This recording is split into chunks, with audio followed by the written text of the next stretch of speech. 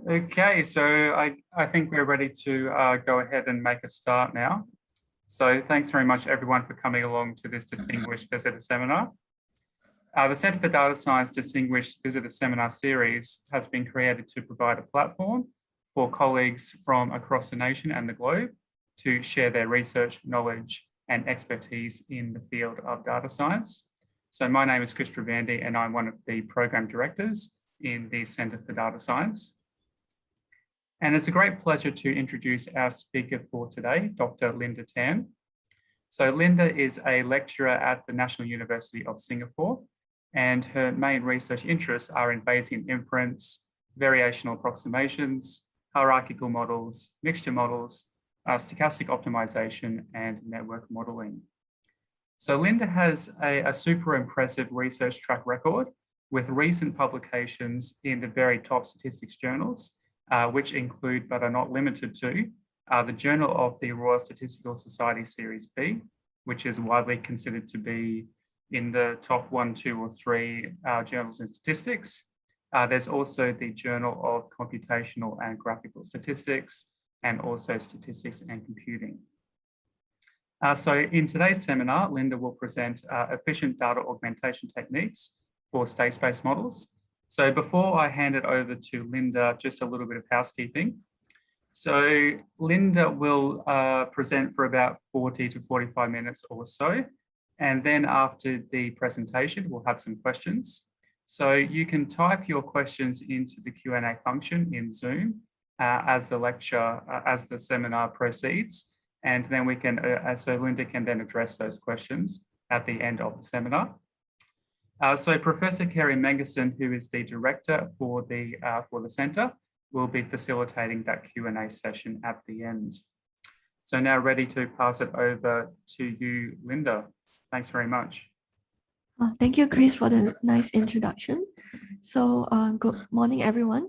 So before starting, I would like to thank Chris and Kerry for the invitation, and also Becky for her help in organizing this talk.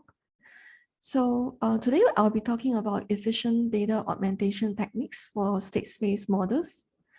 So my talk consists of 2 parts. In the first part, we will look at how to improve the rate of convergence of the EM algorithm for Gaussian state space models. To do that, we will consider a linear transformation of the latent states, and we will derive optimal values of the working parameters in the transformation. We then design an AECM algorithm to implement the optimal data augmentation schemes.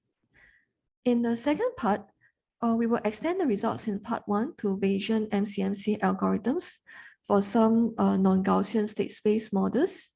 So this extension is done using mixture of normals, and we also propose a block-specific reparameterization, or the BSR strategy for MCMC samplers. So we will start to look at the EM algorithm first. So the EM algorithm is widely used for maximum likelihood estimation in missing data problems. And the advantage of the EM algorithm is that there is guaranteed convergence to at least a local maximum.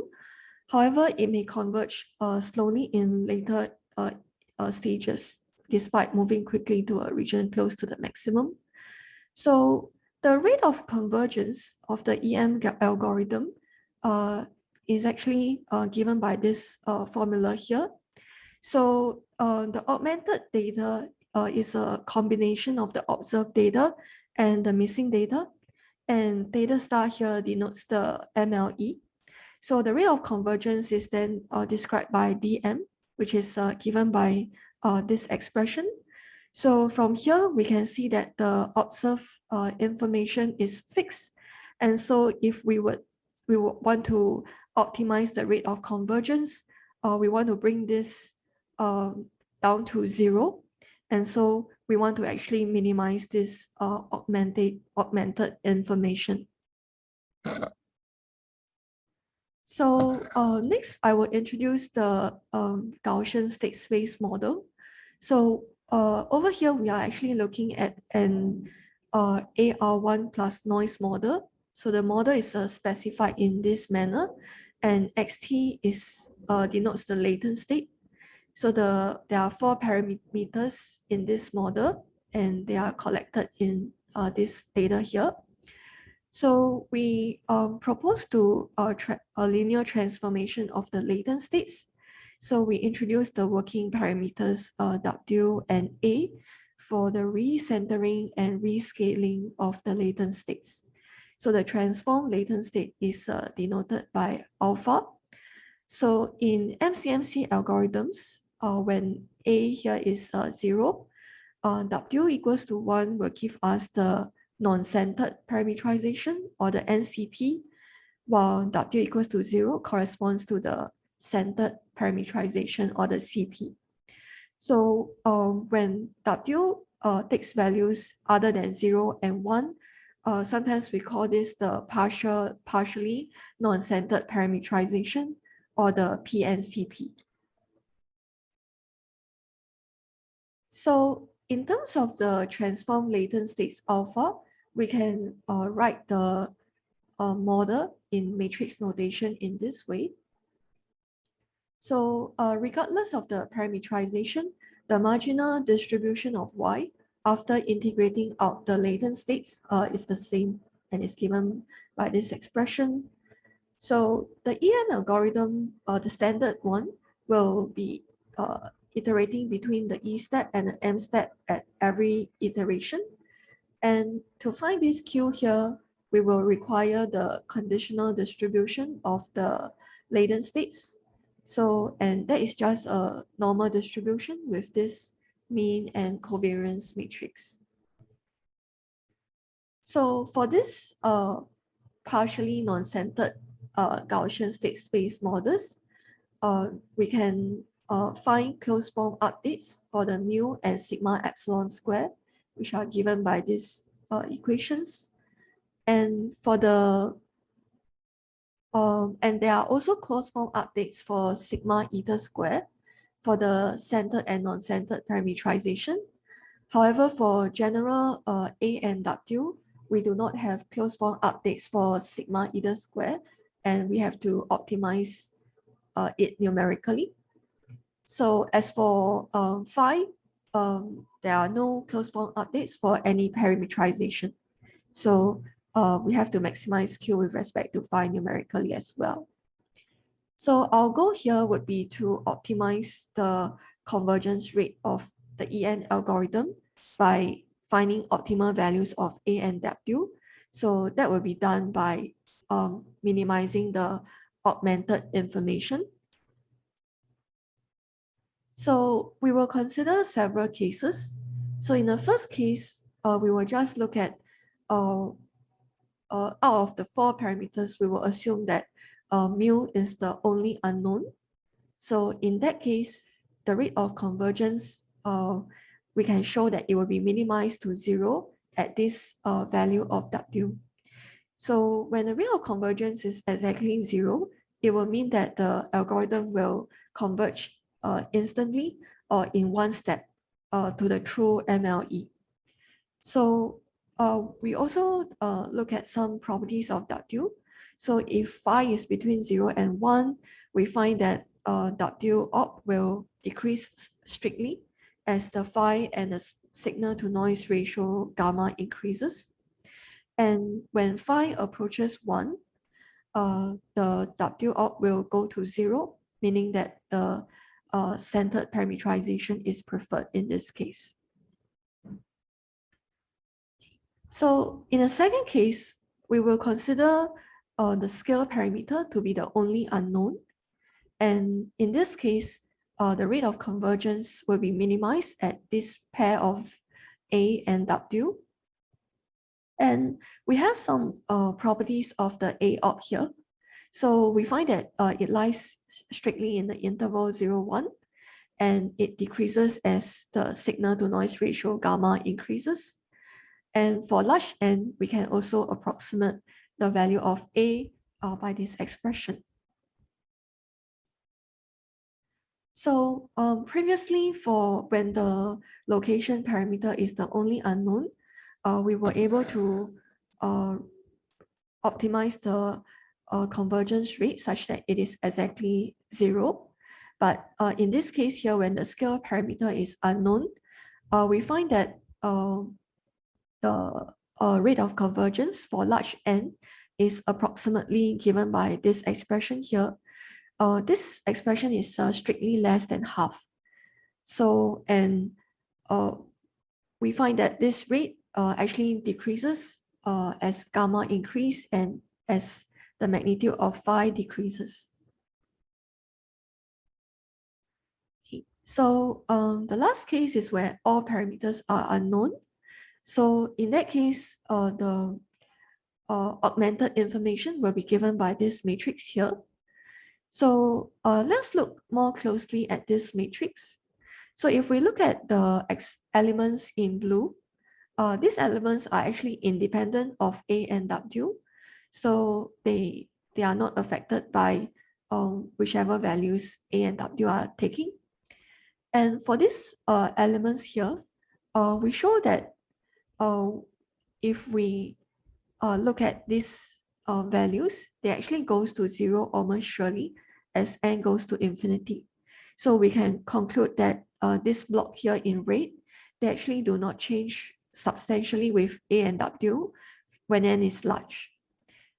This means that if we want to optimize the rate of convergence, we can just concentrate on this submatrix here.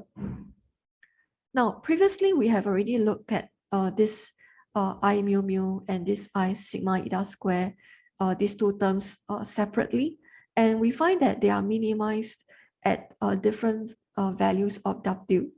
So it means that we cannot actually find A and W that minimizes both these two terms jointly. So therefore, we will turn to the AECM algorithm. So this algorithm allows the data augmentation scheme to vary across different parameters.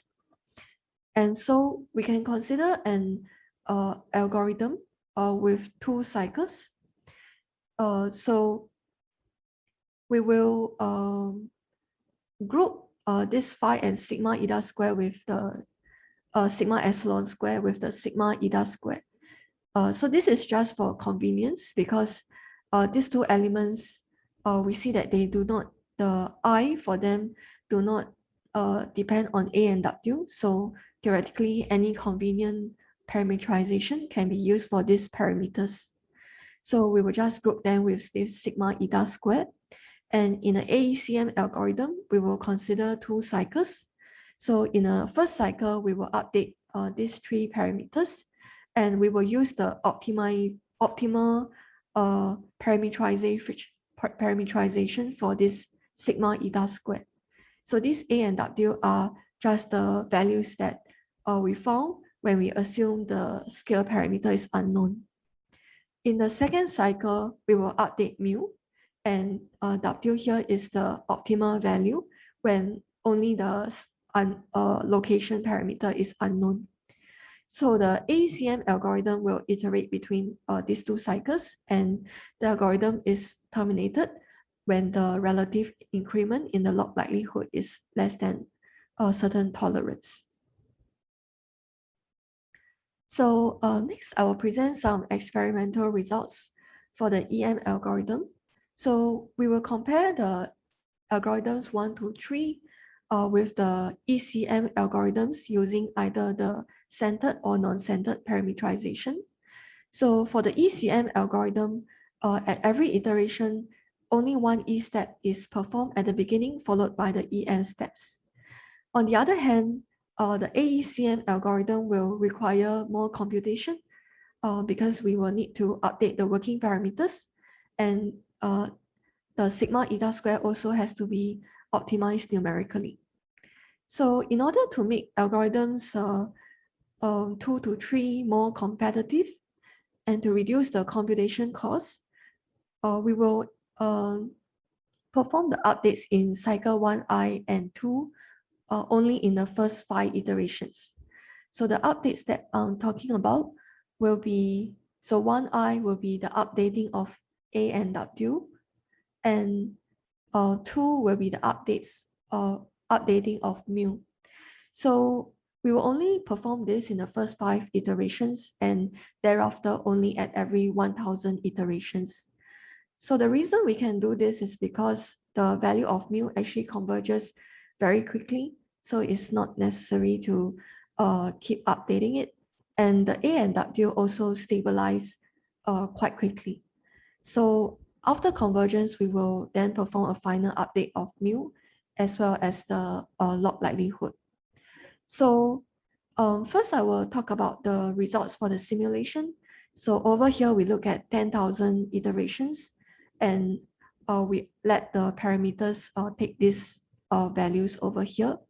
So at every setting, we will generate 20 data sets and the results presented are averaged over these 20. So these are the results where only the mu is unknown.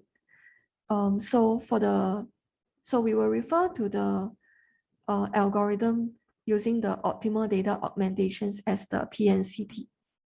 So for this case, we find that the PNCP converges in one iteration, while the number of iterations taken by NCP and CP are shown in this figure. So over here, we can see that the NCP and CP performance are complementary. So for example, NCP performs badly for large gamma and when phi is close to 1, but we can see that CP is doing very well. And when CP is doing badly, NCP is doing well. So the second case is when only the sigma eta square is unknown. So in this case, this figure here shows the number of iterations to converge and the average runtime in seconds. So over here, we can see that PNCP requires on average a smaller number of iterations to converge than the NCP and the CP. And CP does badly when the gamma is small, while for NCP is the other way around. Okay, the last case is where all the parameters are unknown. So in this case, PNCP converges on average using the least number of iterations. And in terms of runtime, its average runtime is also close to, if not faster than the better of NCP and CP. And it is also able to achieve a higher log likelihood on average. So this table here shows the speed up provided by PNCP over NCP and CP. So over here, we can see that the greater speed up is close to 5. And most of the values here are also greater or equal to 1.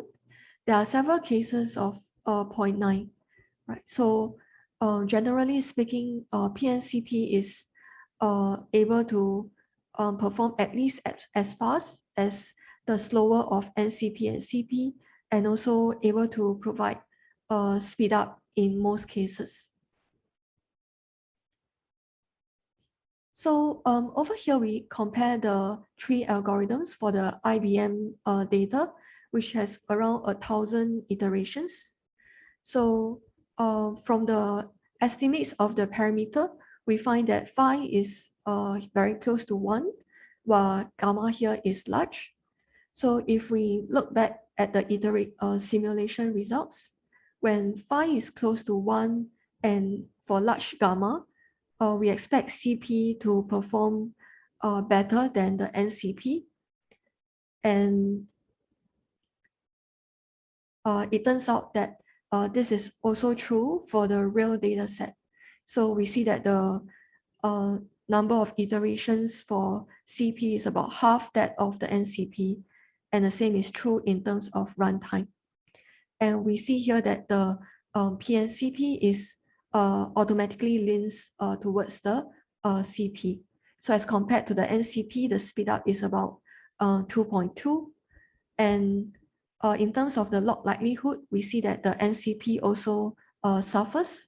So at convergence, the log likelihood that it attains is worse than that of CP and PNCP.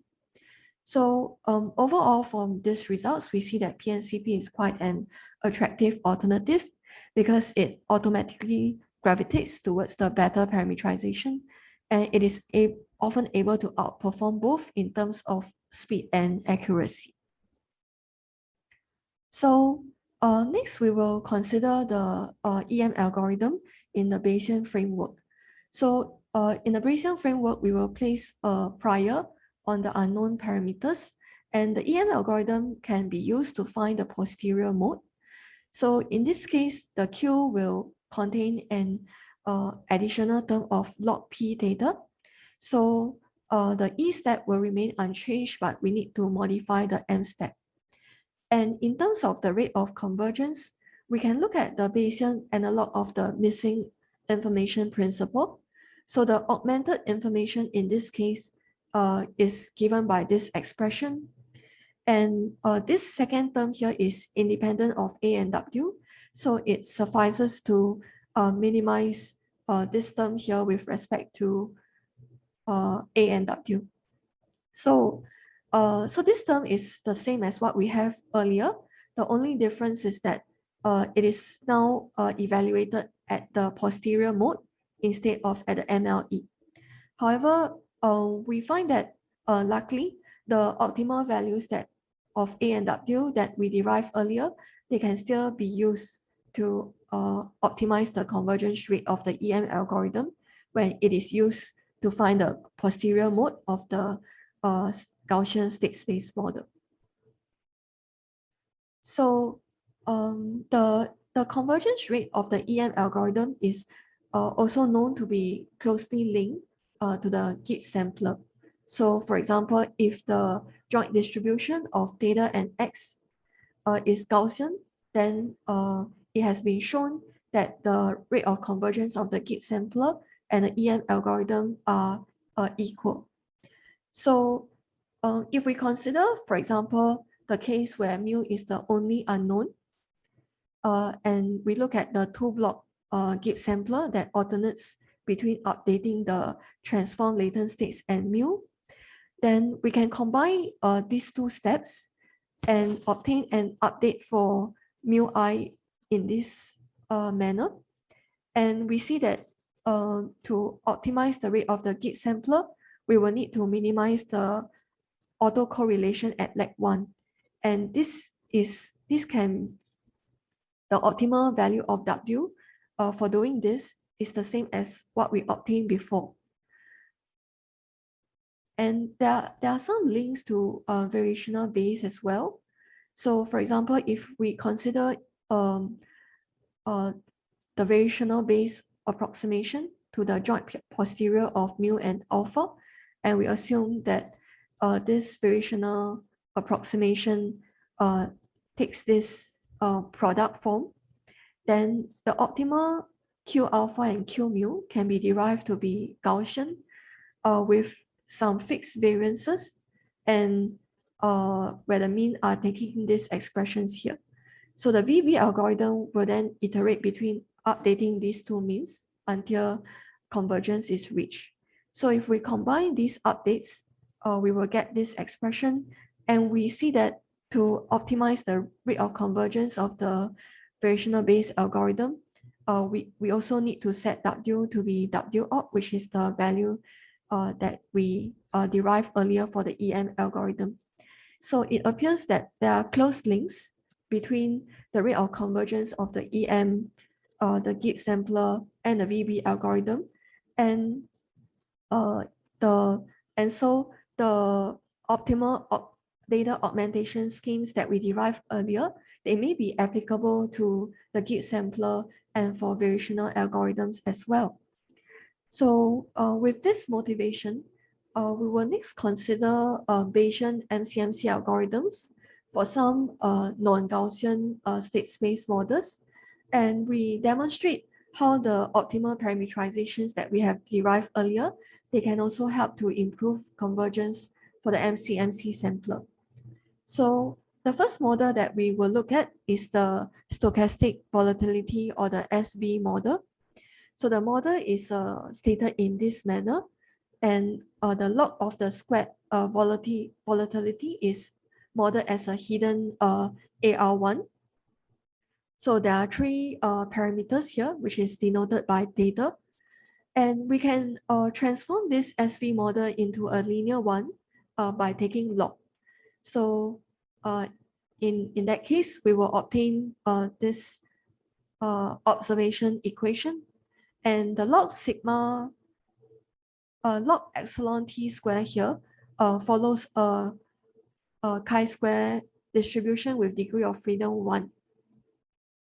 So this distribution is known to be highly skewed and poorly approximated by a normal distribution. So Kim et al. Approximated the distribution of this using a 7-component mixture of normals instead. So over here, we will consider the mixture approximation given by Omori et al., which uses 10 components. So if we let RT denote the mixture component indicators, then conditional on this indicator, the observation equation can be written in this form. And so we see that we can recover the Gaussian state space models if we condition on the mixture component indicators. The second model that we consider is the SCD model, which treats the log of the conditional mean of durations as a latent variable.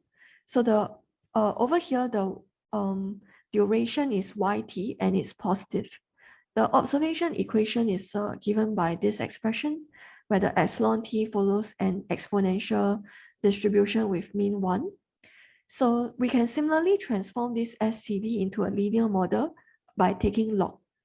So in this case, this log epsilon t has a distribution which is also poorly approximated by a Gaussian.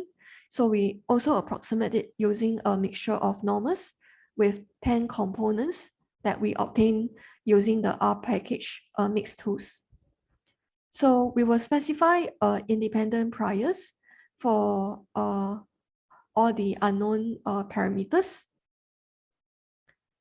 So for these two models, we will introduce a baseline MCMC algorithm, which can be run using either the centered, non-centered parameterization or any fixed values of A and W. So this is based on the sampler for the SV model introduced by these authors with some differences. So we, in the sense that the updates that we derive here can be used for any values of A and W, not just the CP or NCP. So the MCMC algorithm consists of these three main steps. So for step 1 and 3, the sampling of alpha and the mixture component indicators, they are sampled from the conditional posteriors using Gibbs. While for the parameters, we will consider a 3-block sampler that requires Metropolis Hastings updates. So we will compare the baseline MCMC sampler with SIS. So SIS interweaves the CP and the MCP, and the Yu and Ming showed that SIS will result in an algorithm that is at least better than the worst of CP and NCP. So previously, comparisons of SIS with the baseline sampler has been done, and it has been shown that SIS will lead to an improvement in the simulation efficiency as compared to the baseline MCMC sampler using the CP or NCP. So to extend the results in part 1 to the MCMC sampler, we will introduce this block-specific reparameterization strategy, which allows us to use a different parameterization for sampling from each block in a MCMC sampler. So this makes sense because the parameterization may be good. So like if we use the centered parameterization, it may be good for some parameters, but bad for others. Similarly for the NCP. So if we use this BSR strategy, then it allows us to choose a parameterization that is optimal for sampling from each of the blocks. And by using the augmentation schemes that we introduced in part 1, there is hope that we can obtain similar improvement in the convergence rates. So over here, I will introduce the BSR strategy for MCMC sampler with 2 blocks, but the strategy can be extended to more blocks as more blocks. So suppose theta can be broken down into 2 blocks, and we consider 2 augmentation schemes with different missing data, alpha 1 and alpha 2. So the NCMC sampler will consist of these steps. So first we will sample alpha 1, conditional on the existing parameter variables. Then we will sample theta 1 only from this conditional distribution. So it's conditional on the alpha, the missing data that is optimal for this theta 1. After that, we will sample alpha 2 conditional on alpha 1 and the existing parameters. And finally, we will sample theta 2 conditional on the missing data alpha 2 and the existing theta 1. So we show that this strategy preserves the stationary density. So in terms of the non-Gaussian models that we are looking at, we can divide the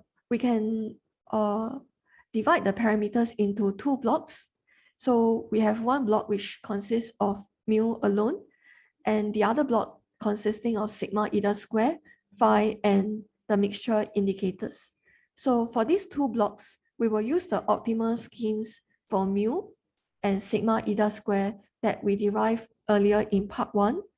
So for the first scheme, the A and W will be taking these values, while for the second scheme, the A and W will be taking these values here.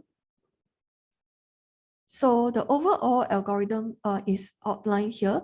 So there are basically two main cycles. So using different schemes. So in the first scheme, we will sample alpha 1 and then sample mu given alpha 1. And then in the second scheme, we will first sample alpha 2 given alpha 1. But the alpha 2 here is actually can be computed from alpha 1 deterministically.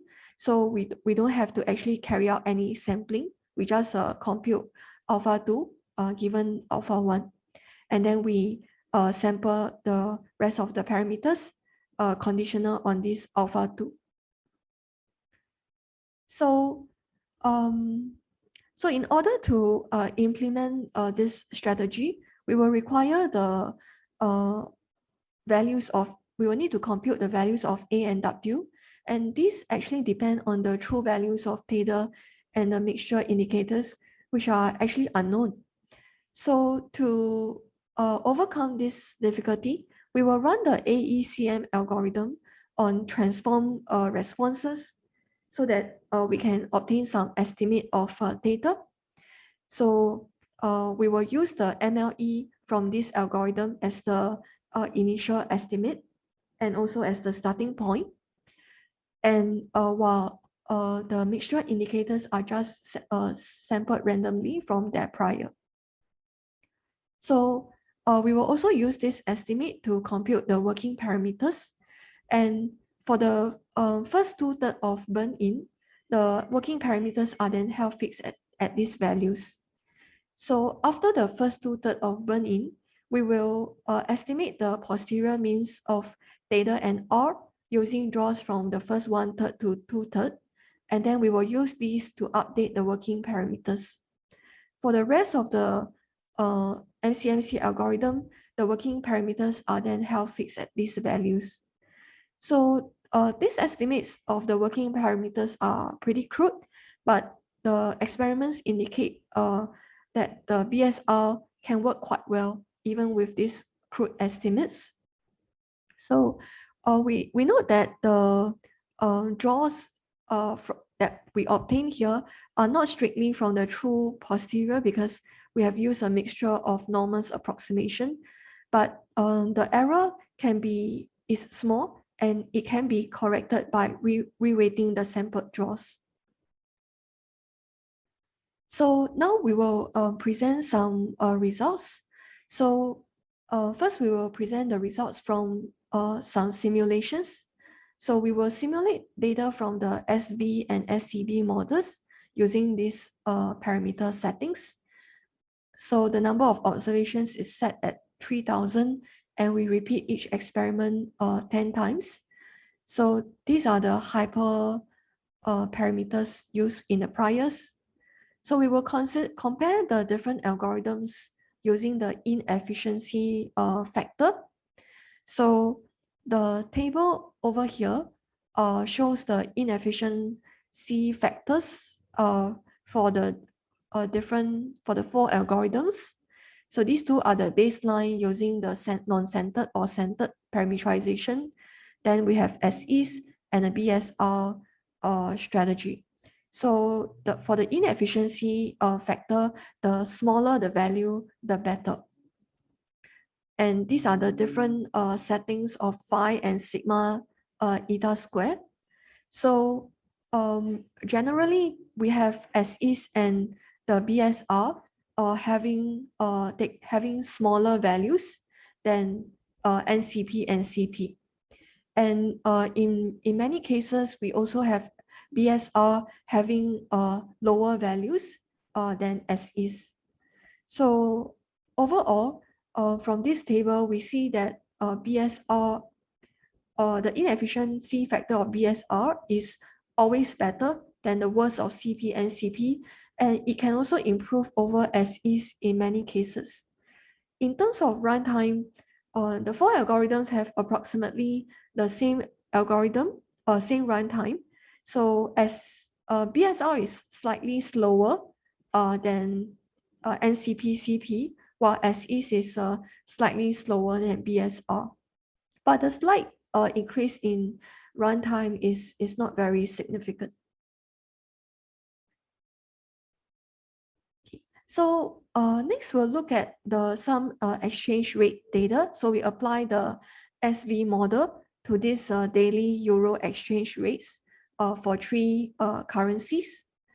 So the number of observations is about 3,000, and we have selected these 3 currencies in increasing order of persistence.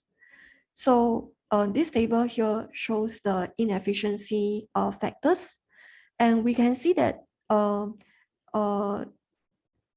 the simulation efficiency of the CP is working. So CP is better than NCP for mu, but it is actually worse than NCP for sigma eta square and phi.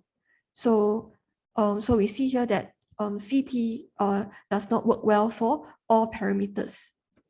And in terms of SEs, it achieves much better results than CP and NCP.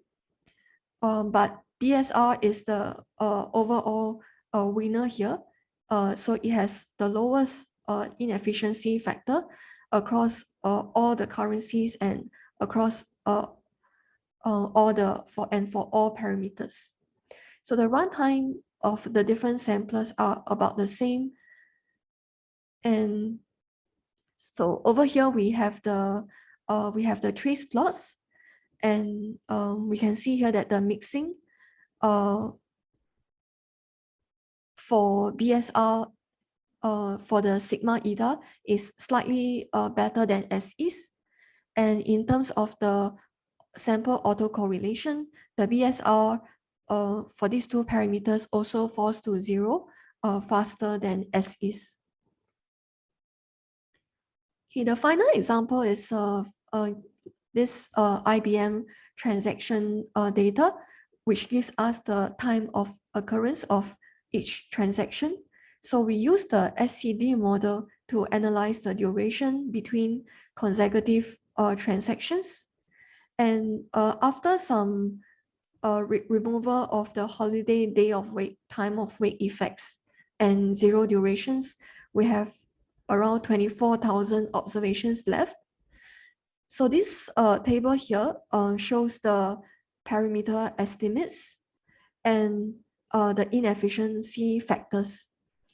So we see that CP is overall better than NCP, and NCP not only so it also suffers in terms of the accuracy of the parameter estimates and as compared to the rest.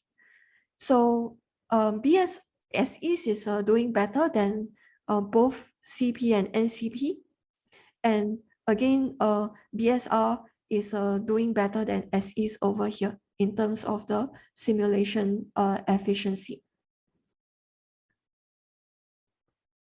So these are the trace plots and the sample autocorrelation plots. So again, we can see that BSR has slightly better mixing than SEs, and the sample autocorrelation also falls to 0 faster than SEs. So with this, I conclude my talk today.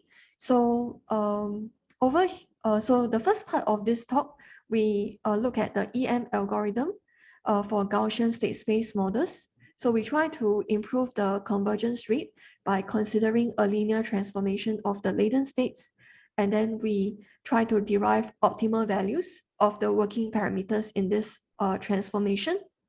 So to implement the optimal augmentation schemes, we design an AECM algorithm that allows the optimal parameterization to be used for each parameter. In the second part, we extend our results to non-Gaussian state space models by using mixture of normals, and we develop MCMC results for the SB and SCD models. So to apply the data augmentation schemes in part 1, we propose this block-specific reparameterization strategy for the MCMC sampler. So this allows the augmentation scheme to be tailored to each of the blocks. So the results that we obtain are very encouraging, and we find that BSR is able to perform better than SEs in all the real applications that we experimented with in our article. So with that, I'll end my talk today. Thank you very much for listening.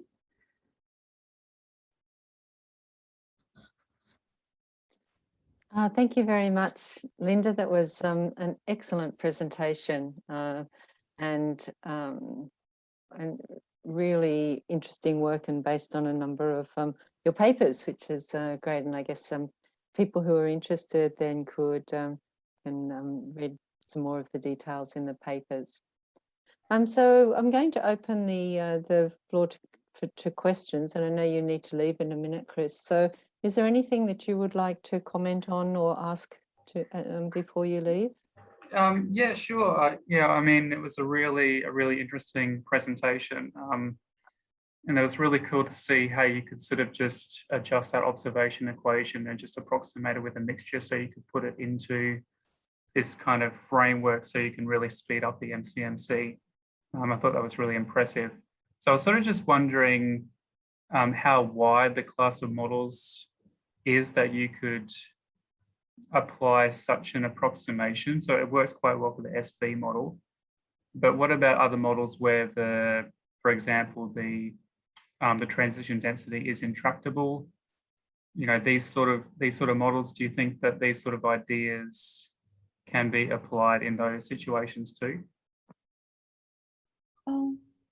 So as for the SV and SCD model, you could transform them into linear models.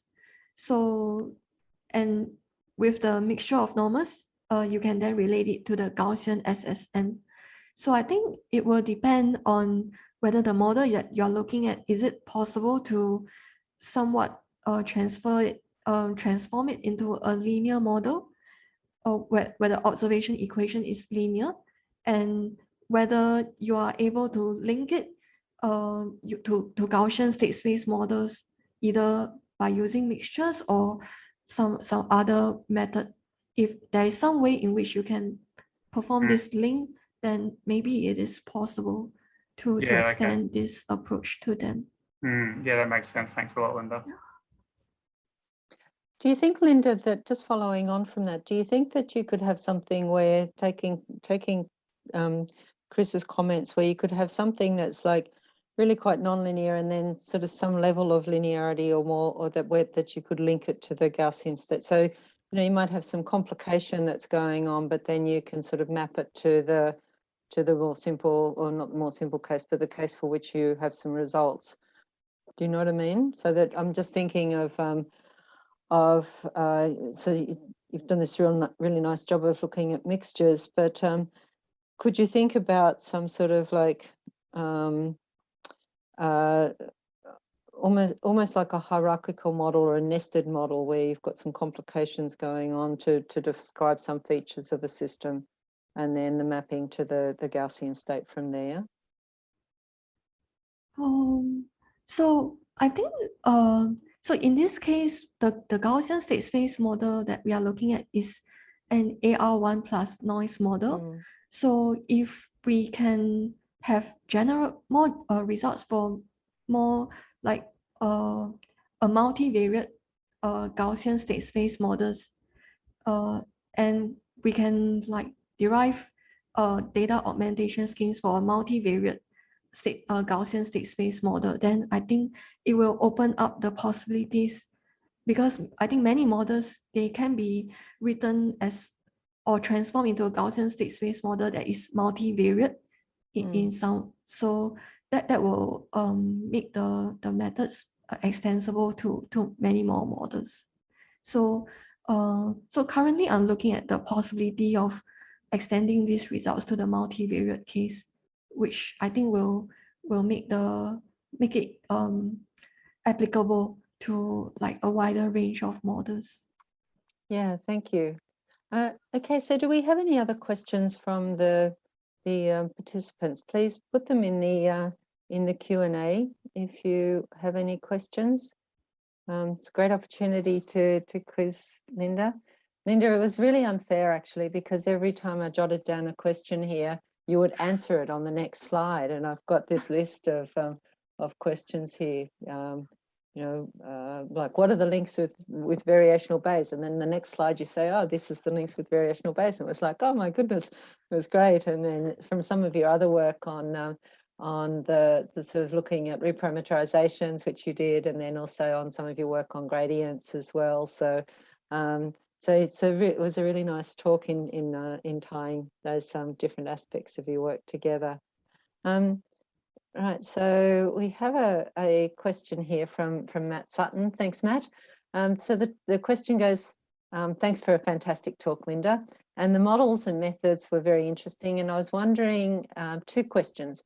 Why are you correct for the mixture of Gaussians with reweighting rather than using the approximate draws as a proposal in a standard Metropolis Hastings step? And secondly, do you have any software available? So I think for the first question, I wonder if you're referring to this reweighting that I mentioned. So using the mixtures of normals, the samples cannot be considered to be drawn from the true posterior. And so Kim et al., they suggested that you can correct this error by using reweighting. So in my experiments, I actually did not do this reweighting because there are several papers like from Omori et al. Where they mentioned that the approximation error is really quite small. So I actually did not do this reweighting that is suggested by Kim, although I think it can be done quite easily if we want to do it. And for the second question, my code is written in Julia, and yeah, I am happy to share the code if you are interested. So currently, this article has not been published. It's still under review, but when it's published, I plan to publish the code with the article as well. But if you're interested in the code, I'm happy to share it too. Okay, thank you. Yeah. Well, I'm very aware of time, and I know that people have the busy schedules. But I want to thank you again, Linda, for giving Thanks your very time much, and Carrie. your sharing your expertise in this presentation. It's been great to have you as part of our centre through this presentation. So thank you again, and thank you everybody for attending. If you'd like to Thank catch you, up with everyone. Linda, I'm sure that she'd be happy to take some questions through or have some correspondence through email. Okay, thanks again, Linda. Bye, everybody. We'll close the Okay. session now. Thank you, everyone. Bye, Carrie. Bye, Becky.